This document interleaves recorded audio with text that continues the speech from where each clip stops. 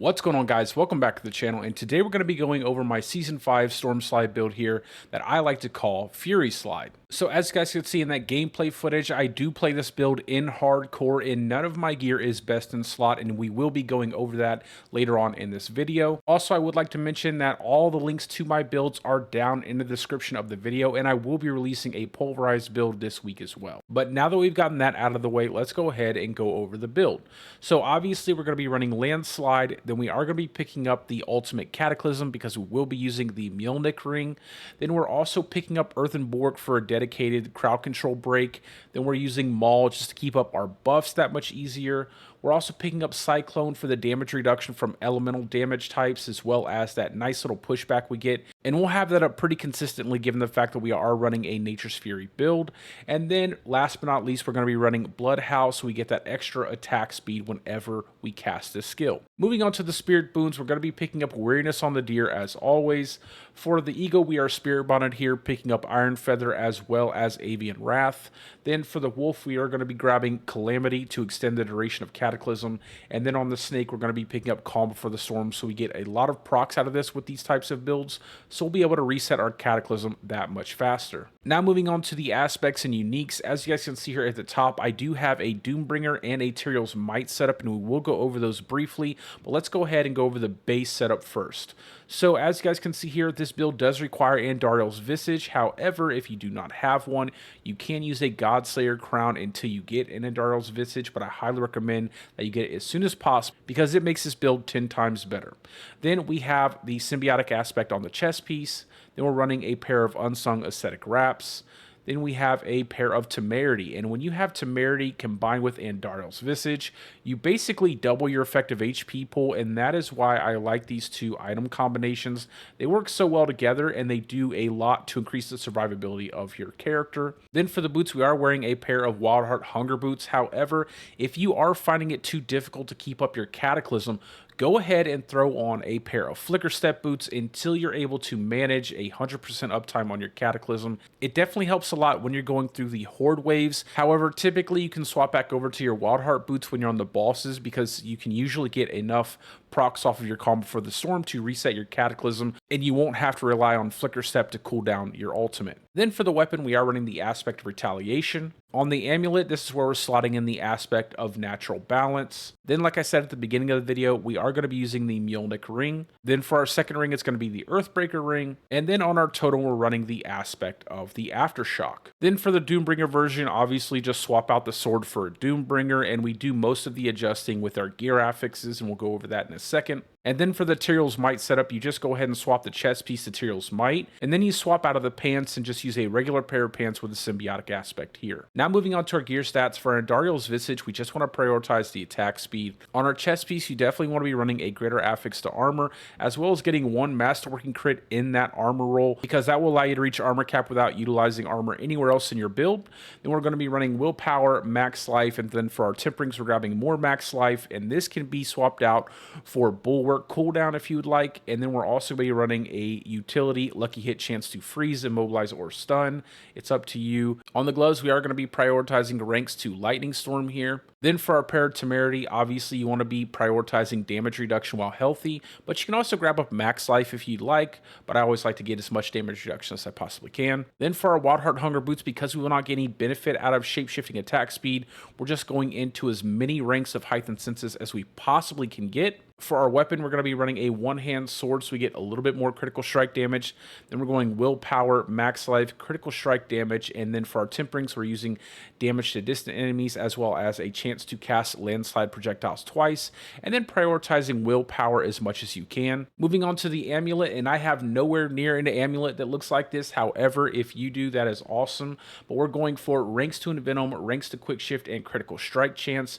And then for our Temperings, we're going damage to crowd control enemies, as well as movement speed. And then we are going to be prioritizing ranks to Envenom because that is the best passive we have on the Druid class. Then for our Mjolnir ring, until we get everything best in slot, I would highly recommend going ranks to Endless Tempest just to keep up your Cataclysm that much longer. But we will be changing that out once we get better gear pieces. And then for our Earthbreaker ring, we want to be prioritizing Earth attack speed as much as possible. However, if you are significantly over attack speed cap with the combination of your Earthbreaker ring and Andariel's Visage, I would highly recommend that you roll some all stats for your masterworking crits if you can. And then last but not least for our totem, we are going to be running crit strike chance, cooldown reduction, max life, damage to crowd control enemies, as well as, again, chance to cast landslide twice. And then we're going to be prioritizing as much cooldown reduction as you can possibly get on your totem. Then for our Doombringer setup, on our Unsung Ascetic Wraps, we do want to go ahead and get a greater affix roll to damage distant enemies and at least one masterworking crit there so we can cap out our Thunderstruck node with just one big roll of damage to distant enemies on our wraps. Then for the Doombringer, we just want to jack up our max life as much as possible. And then on our Amulet, if you've managed to get greater affix rolls on all your crit chance rolls on your other pieces of gear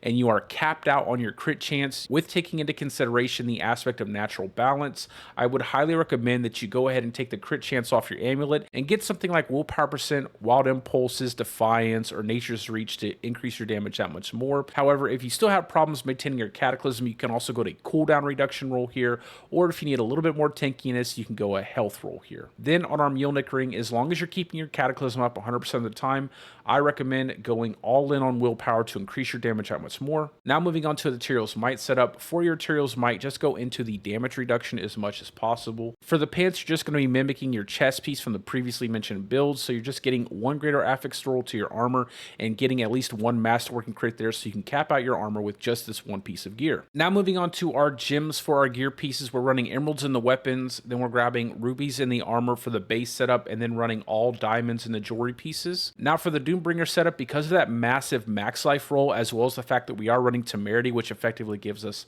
double HP, I highly recommend that you go ahead and take the rubies off of your armor pieces and just socket in sapphires, because you can get a massive damage boost from these gems, especially this season because they've made willpower a lot stronger on the Druid. Now before we get into the skills of the build, I just want to go ahead and show you guys my current gear that I have on my character. So as you guys can see, we have ourselves a base Andariel's Visage. Here we have a greater affix to armor on our chest piece. For our wraps, we are missing a pretty big chunk of multiplicative damage for our lightning storm strikes. Our Temerity has a pretty high barrier roll, as well as 2 masterwork crits to the damage reduction. We're missing a good chunk of multiplicative damage on our wild heart boots. We have a really good sword here, but we do not need that double crit on landside. I just haven't reset this weapon yet. For the totem, we're not fully masterworked here, and we do have the only masterwork crit on chance to cast landslide twice. Our Mjolnir ring has 2 crits into willpower. We got really lucky with the greater affix to earth attack speed on our Earthbreaker ring. Then on our amulet, we have a good chunk of critical strike chance and max life. And then as I said, if you're having issues with Cataclysm, go Flicker Step. So as you guys can see there, lots of room for my character to grow in terms of overall damage and survivability.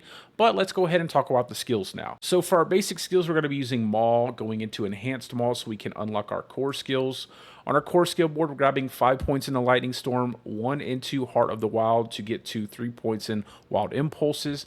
Then we're grabbing 1 point Landslide into Enhanced Landslide. Moving down to our defensive skills, we're grabbing 1 point Earthen Bulwark into Enhanced Earthen Bulwark so we get the Unstoppable.